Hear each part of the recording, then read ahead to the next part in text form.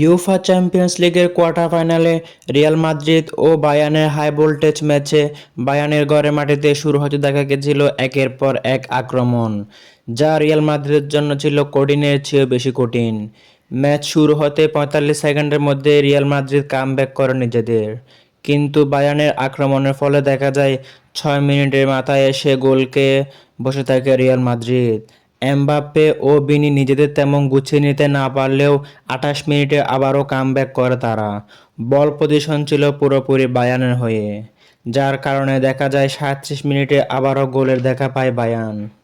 রিয়ালের হয়ে তার পরের বার ৪১ মিনিটে গোল করেন এমবাপ্পে।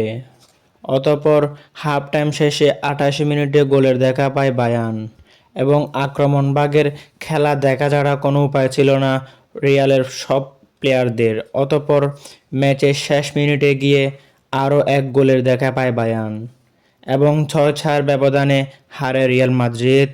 অন্যদিকে বায়ার্ন পায় সেমিফাইনালের টিকিট।